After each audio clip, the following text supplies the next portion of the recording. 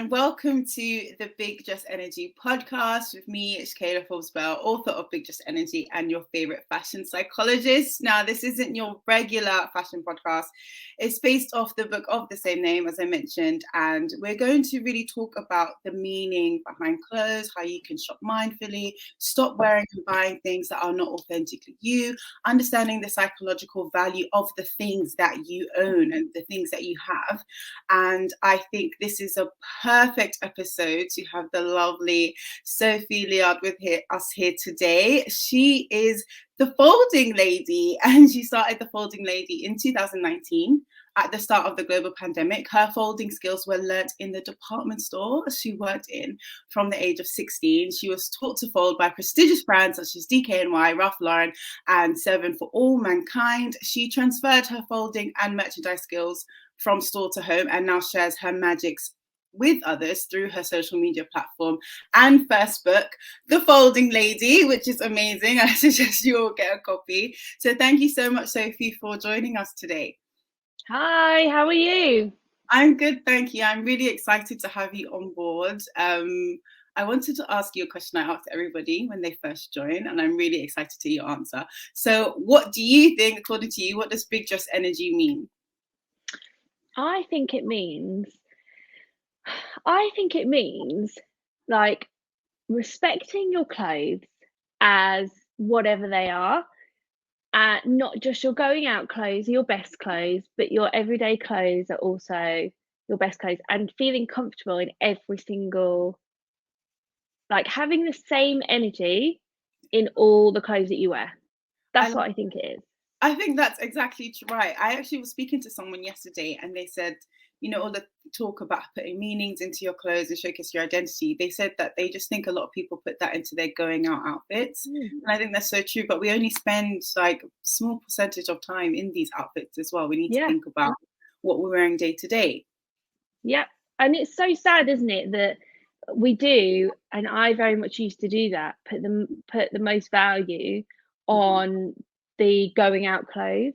Yeah. Because I used to think that the going out clothes made me feel, and of course they make me feel amazing, but I used to think it was really important to feel amazing when going out. Yeah. But actually it's important to feel amazing in your clothes all the time. Exactly, precisely.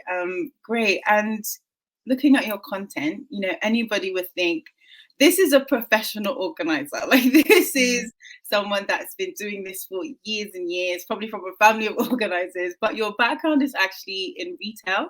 So can you tell us a bit more just about your journey and how you got started? Yeah, so I get mistaken for a professional organizer all the time. Very flattering, but I think if you go and follow the professional organizers, they are like another level. Yeah, they seem pretty rigid and like they're out of place, and yeah, it is literally like what we would call Instagram perfection.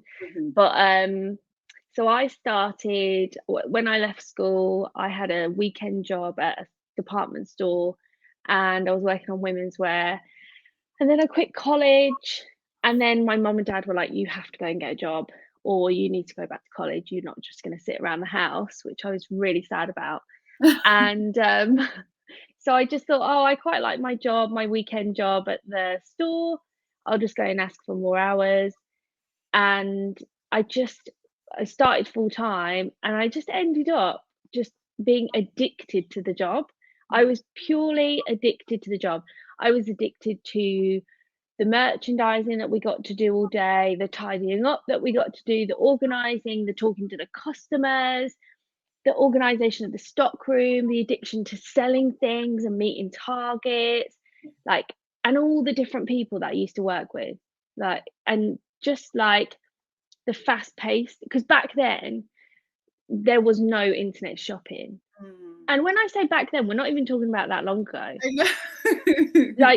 I think people forget online shopping is so new. I know. I was speaking to my friends the other day about when I was in school. You didn't go home and go on ASOS. You went out to the high street, and that's where you got your stuff from. Yeah, and that's when I worked. Well, I worked in retail when there was internet shopping, but that's when I started in retail, and it was just the best time. It was so busy. Saturdays were just the best.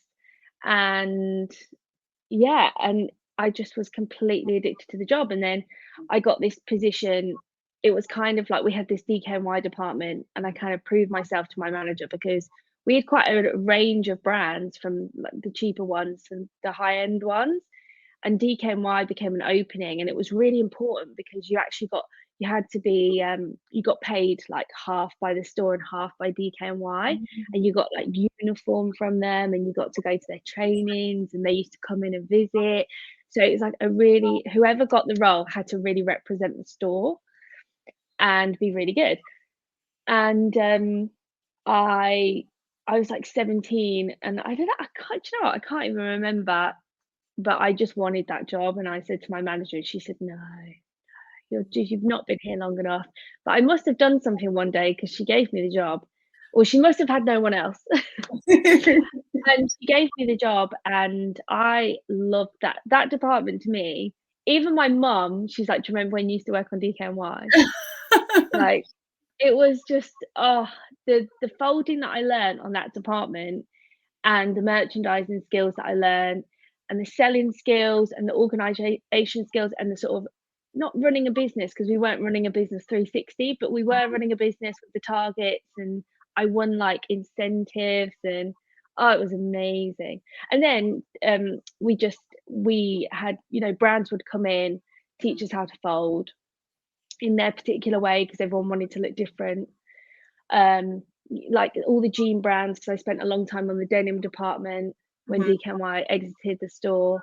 Spent a long time on denim. And we just worked with so many brands. Ralph Lauren was amazing. They used to come in, they had the most amazing merchandiser. There was a lady called Laurel who used to come in, and I would make sure, because I was actually a manager by the time Laurel was working and merchandising for Ralph Lauren, but I used to make sure that if she emailed me when she was coming in, and I'd make sure I was there, because she just merchandised in the best way. It was just so inspirational what she used to do to the clothes in the department. Yeah. And then we'd always see upselling sales. So we just worked with so many brands. And then also there's that element of we had to fit what we had to fit in the space. Like, we didn't have loads of money for props and movement. Everything just had a place in the store, and it was the folding that helped us make everything fit. So I think that's kind of a element that I brought into my philosophy of, you can make it fit, and the folding and making it fit your space, and not having much to play with, like not having to buy like loads of props and things. Yeah. We used to just make it happen. So it seems that you got like a really strong education, I guess, in merchandising, organising. But when did really, you could say, the birth of the Folding Lady? When did that happen, and how did you even get that name? So the Folding Lady, in the pandemic, we were just having a bit of fun on TikTok, me and my friend, and we were just like, let's post some really boring stuff. Seems like a really funny place to be. And I just propped my phone up and just videoed me folding laundry. Pardon me. And sorry, I burped. And then just videoed me folding laundry. And I mean, it got, I don't think it was like viral, but it got sort of comments of people saying, can you fold this and can you fold that? And then on TikTok, you reply to comments. Yeah. And I would just reply, I'd be like, yeah, I can fold that. And I'd just reply, and then with a video. And then I had a sock video once.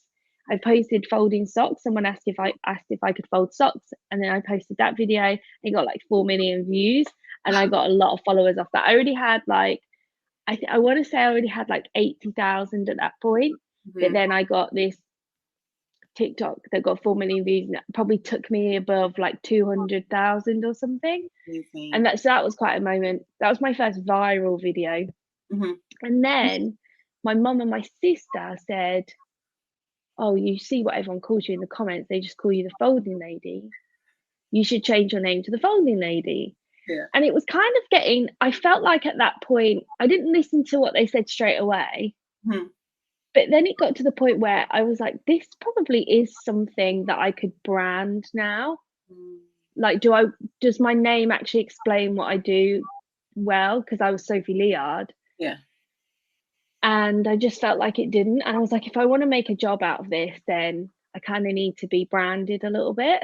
So yeah, I just changed it to Folding Lady. I worked with a logo designer who designed me my logo, and then we changed it. So you have became the Folding Lady. You have all of these followers on TikToks. When did the book deal come in? Is that something you thought that would be in your sights, or was it something completely out of the blue? Yeah, I felt like a book was probably something that would work really well. And as a really, I really like to read myself. So it was definitely something that was on my list. Wasn't something that I went out looking for. It was a very strange situation, actually. I had a week where 3 publishers all like, they actually inboxed me on Instagram, which I thought was strange. That happened to me as well. I mean, we've got our this. I find, do you know what? I'm gonna. If anyone's listening to this and you want to get hold of someone on Instagram, yeah. their email is in the bio. It's always in the bio. Just They don't. No one cares about the email. They just go straight to the DM. I always find it. Yeah, I always find it really bizarre that people do that. I know. Sometimes I feel like, do they really want to get hold of us if they are doing it in the bio, if they're doing it in our DMs? Sometimes that crosses my mind. There's good stuff in there, as you are about to explain. Yeah, so I had 3 publishers get hold of me and on Instagram, and and this is all just fate. In the same week that one of my followers, who's a very successful author, we were voice noting each other, and she said, "Look, Sophie, like, tell me if I'm being too nosy, but you would make a really great book. Why don't you let me put you in touch with my book agent?" And because all that happened in 1 week, it's like, well, to be honest, I'm not gonna lie, I ignored everyone for a while because I was just like, didn't really understand. There was other stuff going on that I was trying to sort out, and I didn't really have the headspace to deal with 3 publishers. Maybe I was a little bit scared as well. Anyway, in the end, I then got hold of this follower who's author, and she's called Louise Bay, and she writes the most fantastic books, and she's done incredibly well with her books. And I messaged her and said, send me the details of Kimberly, who's our book agent. And it was just the best thing that I ever did. Like, our book agent is the fiercest New Yorker ever. And she has taught me so much about the book world. I wouldn't have been able to do what she did without her. Like, book agents are definitely like really important when it comes to book deals if you just are not in that world. Yeah. Like, those contracts are like on another level. Yeah. So detail wise. Yeah.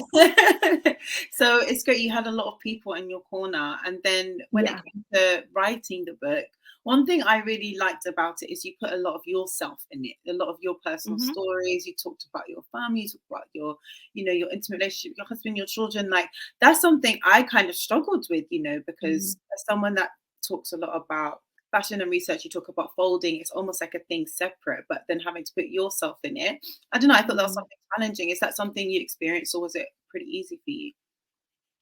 Yeah, it was definitely intentional. I think I wanted to introduce myself. I think when I started writing the book, my followers didn't really know me that well because I didn't really open up on Instagram for a really long time. And I've only got really comfortable since I got the book deal. I'm sorry, I just keep burping today. I'm so sorry. Anyway, oh my God, since I got the book deal, because when it came to the book, like, I didn't really show my face on social media before the book deal. And when the contract came in for the book, you'll know what I mean by this. You get this media section in your contract, and you have to do, like, I had to commit sort of 10 days of media and PR, and that would include going on TV. And then I thought, oh wow, like, I can't have my followers see me for the first time Yeah. because I'm in a contract promoting my book. So that's when I started to show myself on social media, because I felt that felt wrong to me. I was like, they need to see me already. Then the rest of whoever's watching gets to see me. Like, I don't want everyone else who doesn't follow me to see me at the same time as my die-hard followers. Anyway, and then I've lost my train of thought. So you've decided to just make sure that your followers could see you and put yourself out there a bit more. And then that's why in the book I wrote a bit about myself and my background, a very short section of like where I was born, my family, because it actually says a lot about me. I mean, like I live in Guildford in Surrey. I wasn't born there and I wasn't brought up there, so I put it in the book because it tells a story. My mom and dad, who's not interested in how someone was, what kind of family someone had? Do you know what I mean? Yeah. I mean, I have a very just basic story to tell, so it didn't really take long. But I just felt like it was, I'm nosy. Yeah. I put in what I thought I would want to know about me if I was following someone. Like, what did your mom and dad do? Yeah. And like, what kids have you got? Like, and do you know what I mean? I would want to know that. And also, if you think about how the folding lady evolved, and I do get thought of as a professional organizer a lot, I had to tell that story to get to where I was and not be deemed a professional organizer. I had to tell it. And actually that story started when I was 16. So it's kind of like, this is my life story. It's just folding clothes since I was 16. Professional folder. And it makes it so endearing. It just adds another level to it. And again, it makes people feel like, they don't have to be professionals. They don't have to look or come from a certain background to be able to live in a certain type of space. And I think that's what adding that personal touch to your book does. It makes it more inviting. And I want to talk more about folding itself now and the whole kind of link between space, organization, and well-being. And I feel like there's so many similarities between fashion psychology, beauty psychology, and what you do as well. One thing I noticed when specifically looking at beauty psychology is how when people are being creative, when they're engaging in their skincare and their makeup routines, they get into this type of flow state, which can be double as a type of mindfulness. Is that something that you experience when you're doing your folding and you're doing your organizing as well? Oh my God, 100%. So the reason that I would carry it on in my home is because of how much I relaxed and loved it in the store. Especially when, like, when I worked on the denim department, I was pregnant with my first, George, and just to be able to sit there, and because they gave me a check because I was pregnant, to just be able to sit there and fold jeans just made me so relaxed, and I was so happy, and I was so tired, but it was just so nice. Like, I felt so blessed to have that job just on the denim department while I was pregnant with George, because it was just like so mindful, just so peaceful. And there was some times where I would, at the end of the day, because obviously we used to tidy up at the end of the day, and we used to do hanger spacing where we'd space out the hangers so it all was looking really fresh for the morning. And sometimes I just, when you're driving and you get lost in your own thoughts sometimes, that's probably flow state similar. That's what I used to do at work, and someone there'd be a customer going, excuse me, I just was in my own world, like folding stuff, just but you get creative as well, so you get lost in your own thoughts. And the other side of it as well was, if I was folding with another person, we just had the best conversations while we were folding. We just had so lovely. So yeah, you definitely get more creative, you definitely be calmer, and you'd have better conversations with people as well. Yeah, I think that's such important thing to remember as well. Like, we don't always have to be doing something as well. Like, we don't have to be like in the hustle and bustle or work. Like, No. just taking care of the things that you own and doing that can be something that's good for your mental well-being too. And it's like what we said at the beginning as well, people don't really see the value in the everyday things, like in the everyday clothes. You don't see the value in that. Like, why do you think people don't see the true value in their space, considering that they spend so much time in it? Why do they only see value in, like, in the fancy restaurants, or when they go out somewhere that's so far removed? And how can we get people to see the value in I think I'm going to blame social media for that, to be honest. that? I think our expectations have been hired because we are now able to share so much. So if you think back, you know, when you were little and there was no social media, you only knew what was around you. Yeah. And your highest expectations was the girl at school that had, you know, the kickers. Yeah. And but your inspiration was a girl that was in your class.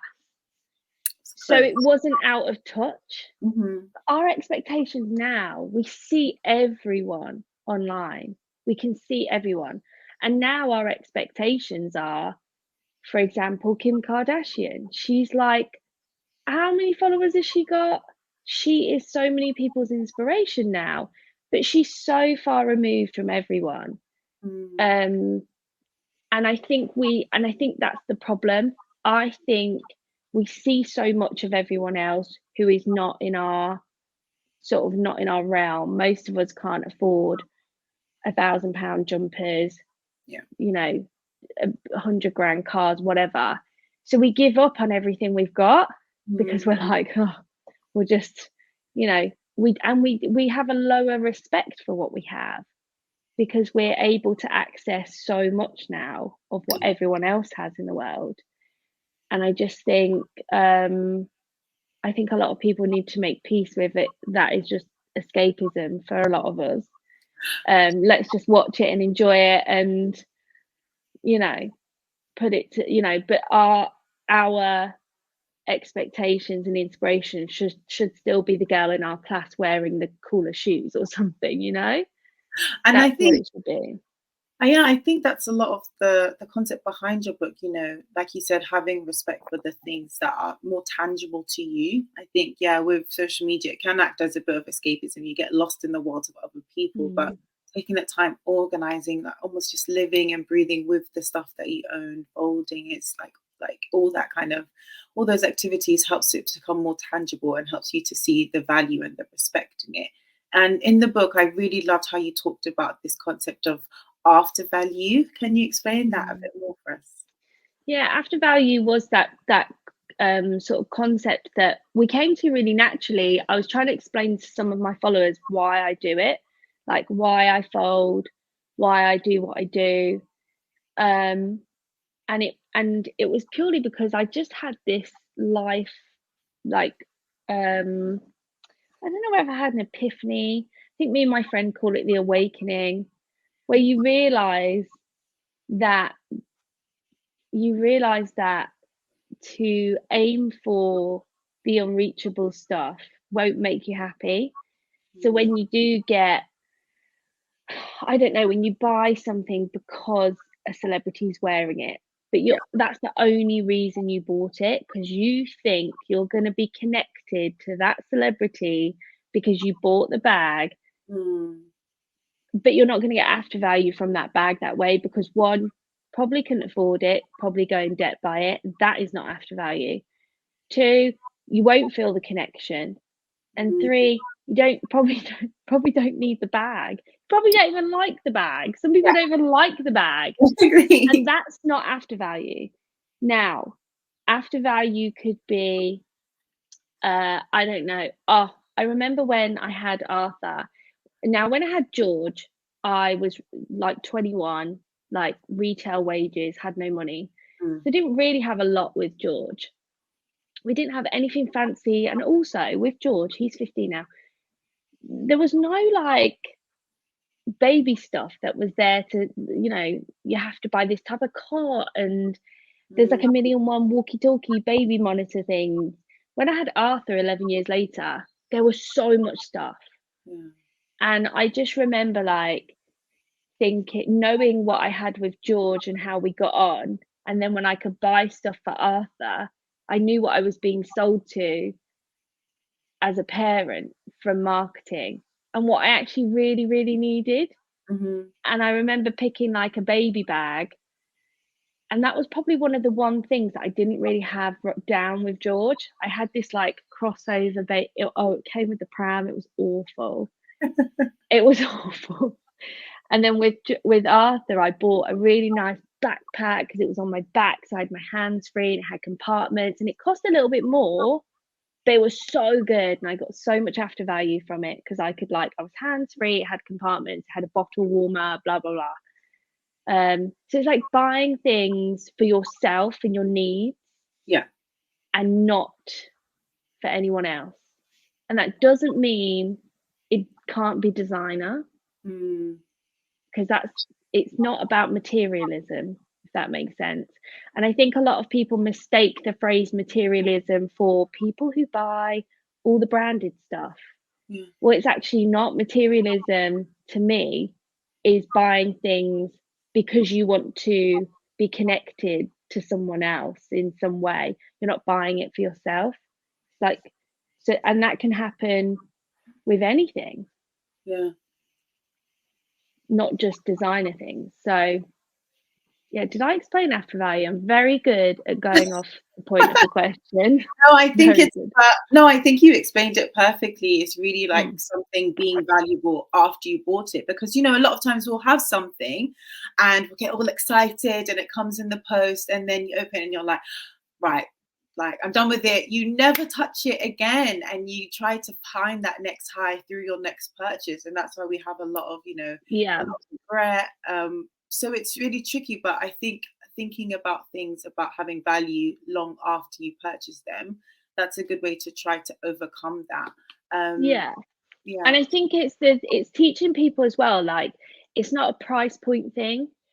Like the cost of it will be relevant to if you can afford it. Mm. So like if you're thinking you're gonna get after value from a bag that costs, £1,000, you don't earn that type of wage, then that's going to be in your after value assessment. If you're going to get in debt for a bag, and Mm. actually, saying that, you can get in debt and you can have a payment plan, pay it off, and you can be all good if you're that type of person. I've done that before. But if you're going to get in debt and it's going to worry you, then that's not after value. Yeah. So and it's really nice actually, and I had a message from someone not long ago who bought the wedding dress that she wanted, because she said it was a little bit more expensive, but she said I could definitely have afforded that extra little bit. Mm-hmm. But I'm usually really not stingy, she said. Like, I think she was trying to say she's like me, like proper money conscious, even Yeah. if you can actually pop some money into something, Mm-hmm. really money conscious. And she said, I knew I had the money, but I don't know why. And the dress was the best. And she said, I bought it. I thought about your after value and I got the dress. And honestly, she's gonna get after value. She's gonna have photos done in that dress, forever photos in that dress, Yeah. Mm-hmm. and memories. And she's gonna feel great on her wedding day. That's the after value. Had she bought a wedding dress, I don't know, that she didn't like, she'd be forever thinking about this other one, Yeah. Exactly. I think I talk about the same thing with fashion psychology. It's not just about, okay, everybody stop buying clothes, like just stop doing that, because that's not necessarily something that we'll ever do. We're going to keep buying things, but it's making sure that you're buying things for the right reasons, things that make you feel good, things that are going to, last you for years to come, things that will be like that wedding dress, like have all of these positive memories in it, not things that you look back on and think, why did I give that? I'm going to give it to the charity shop. Every season you're going with a bag to the charity shop. Like that is not after value. That's just that's materialism, consuming for the sake of it. And I think the same thing is, it doesn't just relate to fashion. It, like you mentioned, it kind of goes on to everything that we buy. Oh my God, it's everything that we buy and everything that we do as well. Yeah. And another concept I loved in your book was reset. Oh, similar to After Value. I just thought this was so kind of ingenious the way you framed it. So can you tell us a bit more about it? Yeah, so the reset I actually put that together for the book because I wanted to show people where to start, because people often start with like action and, you know, what they see online. A lot of the time people go, oh my God, I saw that online. It looks really good. I'm going to buy those. They're going to change my life. And they probably don't even need it, won't change their life. They probably haven't got a cupboard that fits it.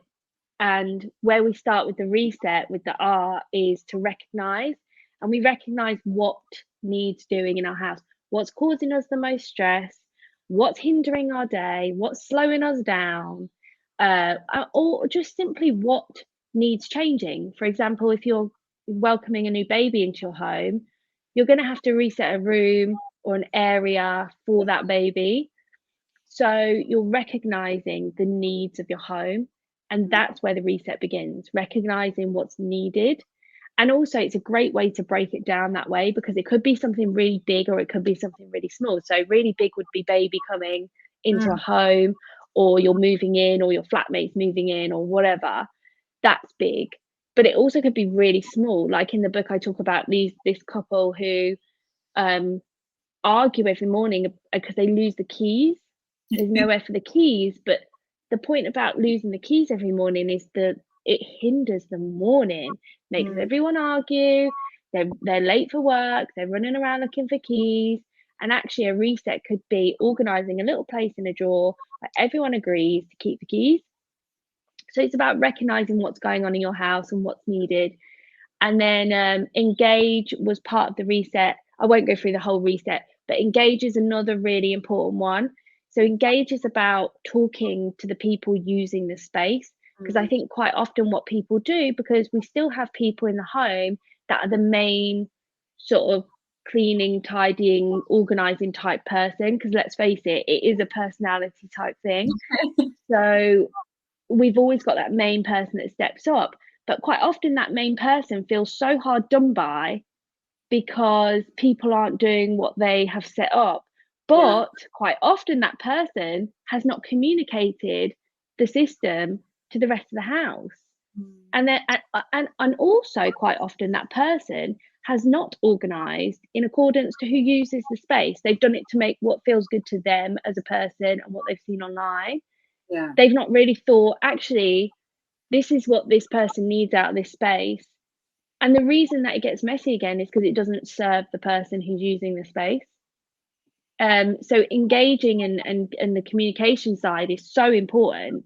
If we merchandise the department at work in the department store, we had to tell everyone.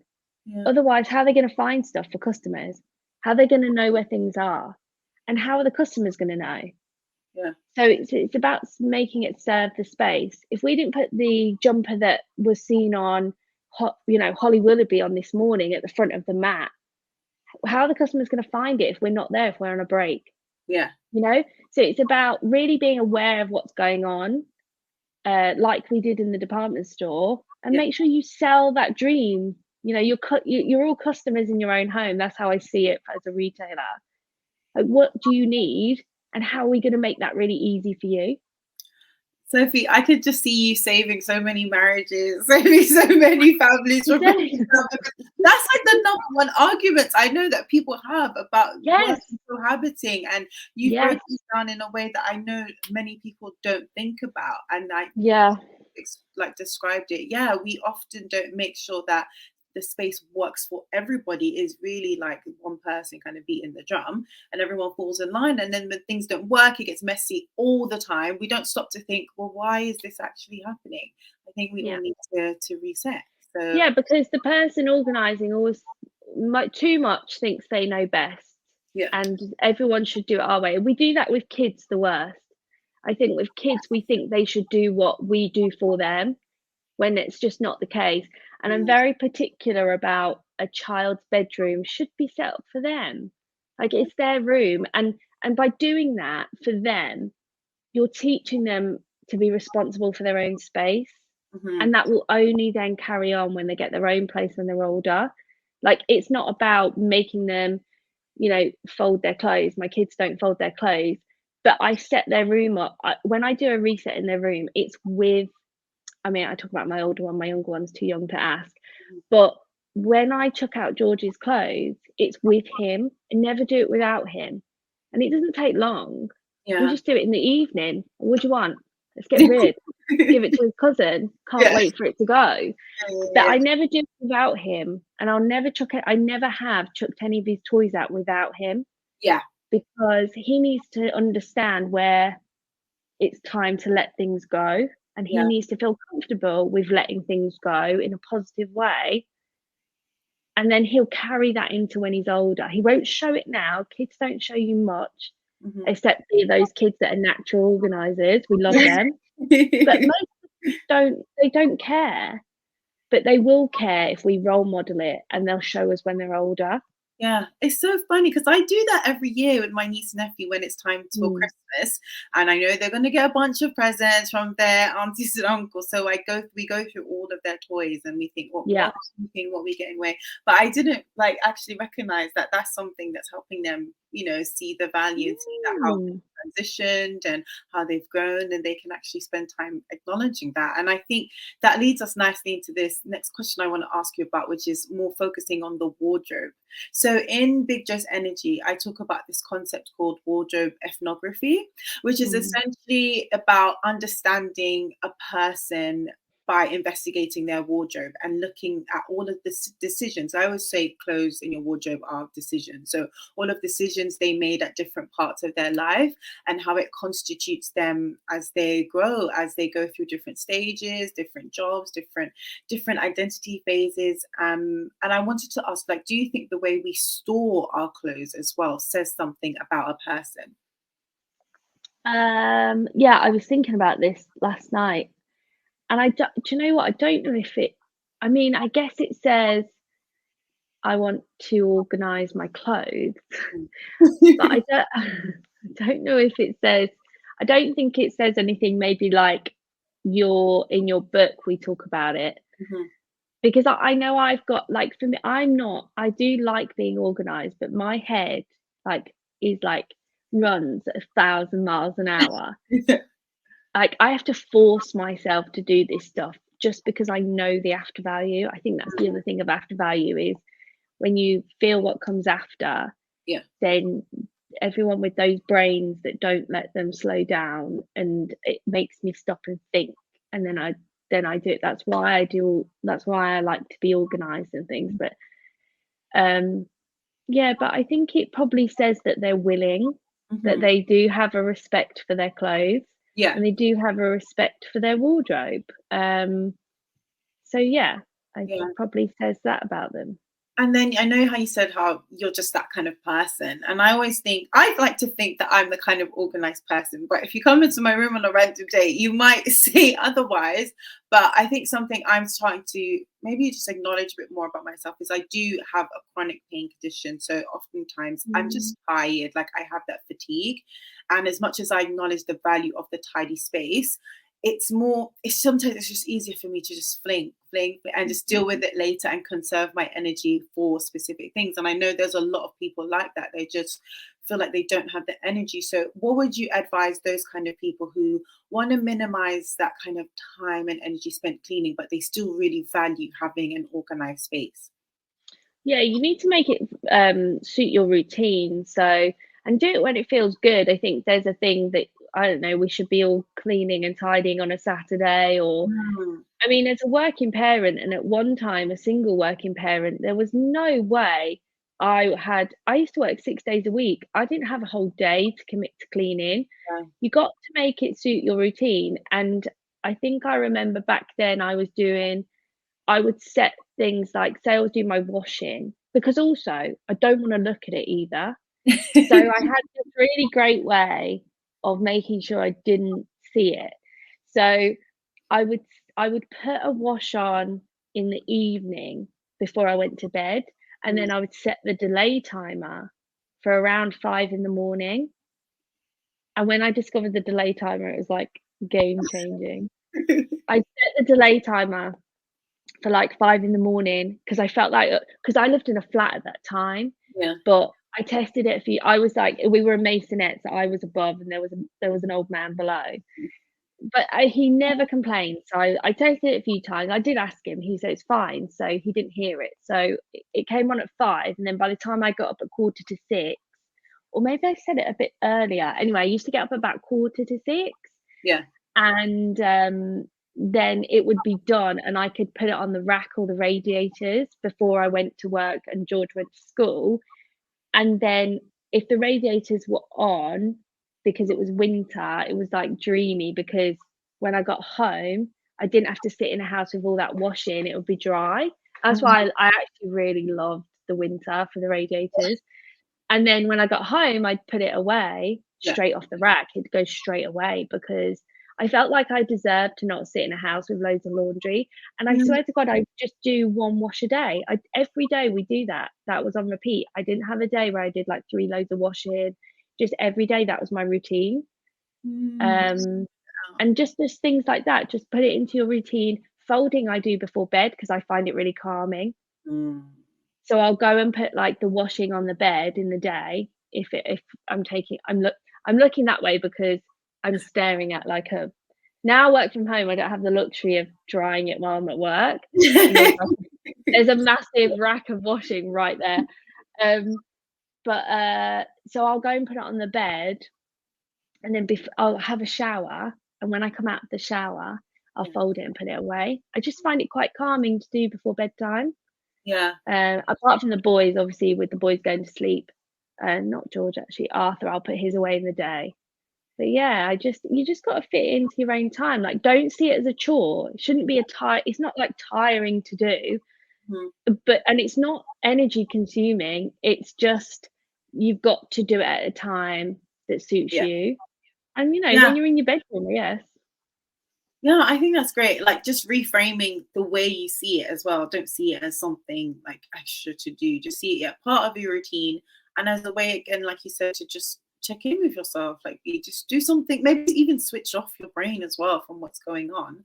I think people do that as well when they're getting dressed, when they're putting on their makeup, when they're doing their skincare routine. It's about thinking of it as more you time, when you're taking care of yourself and your space. I think that's a great tip. And another tip I wanted to get your insight on is folding versus hanging. Now, I was always told to like hang the nice stuff and fold the stuff that maybe you don't care about so much. But is that true? What would you say, folding versus hanging? Do you know what? I think everyone is hanging wrong. So if you think about your hanging space, it's like a prime spot in your wardrobe, isn't it? You can literally get out of bed, open your wardrobe, grab the clothes, and you're done. Whereas sometimes, maybe if your drawers aren't as organised, you're like, which drawer is it in? Rummaging through the drawers. Your hanging space is like prime space. So what I say to people, and what I wrote in my book about hanging space, is don't hang the stuff that's nice. You're never wearing it. You're not wearing that every day. You don't need to access that every day. That should be in your loft in a vacuum bag, and you should make the effort to go and get it out once a year that you're going to wear it. Your wardrobe should be the things that you wear the most, or things that you want to encourage yourself to wear, because it's the most accessible space in your bedroom. If you've got a wardrobe, that is, it's the most accessible space. My whole philosophy is based on accessibility. So it has to be accessible. And your wardrobe is that prime spot. So in my wardrobe is all the clothes I wear the most, bar gym gear and pajamas. Underwear, they obviously get folded. So pajamas, gym wear, and underwear, they're all folded in drawers, because, well, I don't need to hang that stuff. But all my day clothes is the clothes that I wear the most. That's what's hung. And also that makes the laundry quicker as well, because it's quicker to hang than it's quicker to fold. So that will make that chore a lot quicker as well. Damn, this is so good. I really like thinking about, because I have like tips in my books about how to access things as well, because I realize people say, oh, I keep buying the same thing, I have 3 pairs of black jeans. I'm like, because you can't see it, you don't know what's there. And I think that's so important. Like, yeah, you need to just be able to see what you actually have, and just hanging your day-to-day outfits, or things that you want to wear day to day. I just think that's such a great tip that not many people and just also that stuff that you want to encourage yourself to wear, because you're going to see it. And I have this belief that the more you talk about something, the more likely it is to happen. So if you stop talking about something, it's gone. Like you know, you've got to remind yourself, you've got to talk about something every day. So if you truly want to know if you really love something and it was an after value purchase, put it in your hanging space, see it every day, and if you don't wear it, then you'll know it was a waste of money. No, that's great. And I think, even speaking about space and storage, I think a lot of people really get confused whether they have too many things or whether they don't have enough space. So how can you really tell what difference there is there? Oh, they've got too many things. If they can't fit things in their home, they've got too many things. It's as simple as that. And do you know what? That is the thing that most people find hard to come to terms with. If you where you live is where you live. Yeah. So anyone that says to me, when I say anyone, I'm going to say the majority of people that say to me, Sophie, my house is too small. I'm like, don't be so disrespectful. That's your house. That is your house. You have put too much stuff in your house. And we did this when we lived in the flat. And then Arthur came along. There was 4 of us in a 2-bed flat. It wasn't the smallest 2-bed flat, but it certainly wasn't the biggest. We had to get the baby, a teenager in one room, us in another, but we were already in there. And what you've got to cater for, and then what we had to space, we had to give up. There was no cupboards or anything. And then you can't change us. We couldn't buy another house. We weren't in a position to buy another house. Well, we didn't want to buy another house at the time because we loved the flat and financially it was great. Yeah. So we didn't want to sell it. And then it was pandemic, and then we were stuck there. And but we couldn't change it. You can't change your house. Why would you want to? Also, you pay a lot of money to live in that house. That is probably everyone's biggest outgoing. Why would you like fill it up so much that you're then going, oh, my house is too small? Like, stop. It's just so silly. You've got too much stuff. Or maybe you've just not made the best use of the space. But it's generally because you've got too much stuff. Is the harsh, honest truth. Yeah, you're right with harsh, because I know some people would be like, no, they reject that. No, just be like, I don't have enough space. I did an Instagram story on it once, and I said, people are always saying to me like, how do I make them, like, I've not got enough space, and I would actually go and stalk their Instagram pages and see the size of their houses and how many people lived in their house. And I'm like, no, like, honestly, like, stop it. You have got such an amazing house, you've got too much stuff in it. And then just make that your reality for your next house. If you're going to move into another house maybe that's bigger, then you buy more stuff. But it's just so overwhelming when people fill the space as well. Yeah. And why did you buy all that stuff? The problem when you address people with that harsh reality is that it brings up so much. Yeah. Why they bought it, how they wasted their money, what else could they have spent that money on, things that they genuinely needed but didn't have the money for because of all that stuff they bought to fill their house with.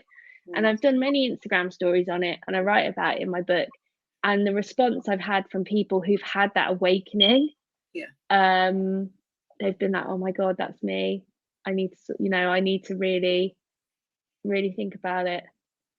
But it is a harsh reality. No one wants to hear or feel that they've wasted something.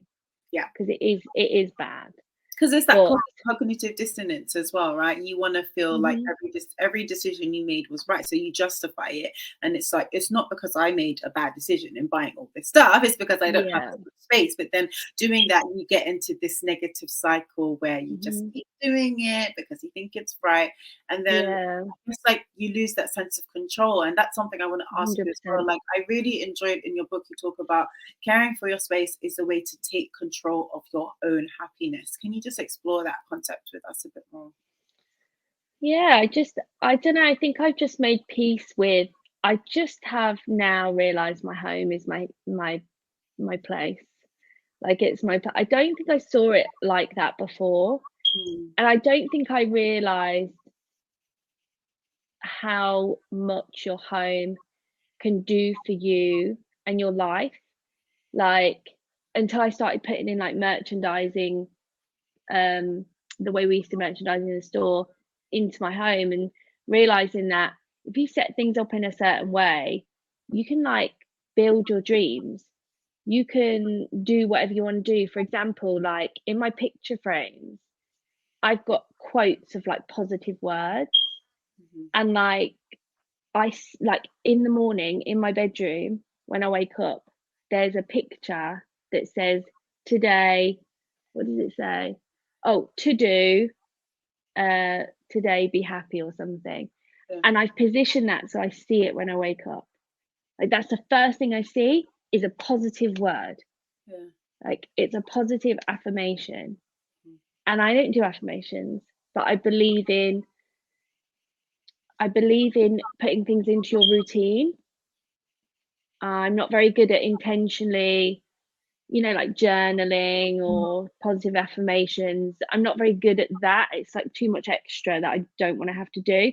But I do believe that you can integrate it into your home, and you can do affirmations without even realizing it.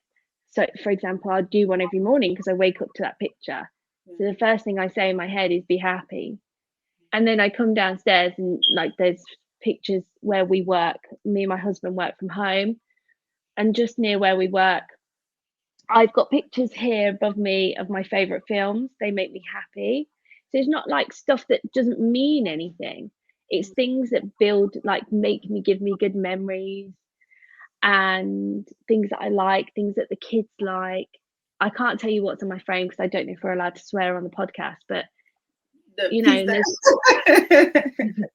and then there's one that's like, first I drink the tea, then I do the things. Like, that's what I do every morning. I have a tea and then I do the things.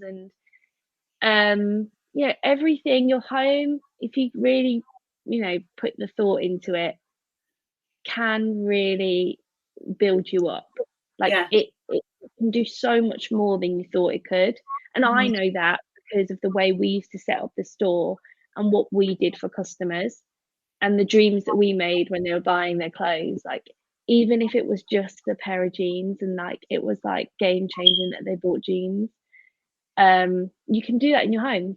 You can eat well. If you want to eat well, you need to put your veg out and see it every day. Put your veg out. Put a fruit bowl out. If you want to eat more fruit, you're not going to do that if it's hidden away in the fridge in cartons like some people do. You need to get a fruit bowl out, put it on the table so people can naturally just go past, pick up a fruit, accessible fruit. That's how, if you don't want to eat rubbish, you either leave it in the supermarket or put it away in a drawer so it's not quite there on your brain all the time. Do you know what I mean? It's just like positioning in the home and using your home to just live like the life you want to live. Is you can do that. Totally do that. I think that's perfect. And I think combining that knowledge about your home and making it like positive and things that work for you, combining that with the way you dress as well, and all of those positive feelings and associated to have certain outfits when you wear them and you body them, combining both together, I think that will make someone unstoppable. And I think great pieces of advice, great conversation. That was like, do you know what we said? What's going to happen if the doorbell goes? And I was like, it's actually fine because the doorbell was right on time because we're wrapping up now. So okay. Sophie, I've really enjoyed this conversation. I think so many people are going to take so much away from it. And I really want to thank you for joining us. Everybody, The Folding Thank Lady you. is a great book. I really suggest you pick up a copy. And get your Big Dress Energy. This is a good screenshot for Instagram. Yeah, get your Big Dress Energy. Do you know what? Do you want to know what I got in the quiz? Oh, what? Can you guess what I got in the quiz? You must have got Big Dress Energy. I didn't actually. No, I got medium dress energy. Almost. Isn't that interesting? Well, when I read it though, I was like, yeah, because do you know what? I do have moments where I just, at the minute, where I don't know what I'm doing with myself and my fashion. Yeah. So I'm definitely. It was definitely the right one.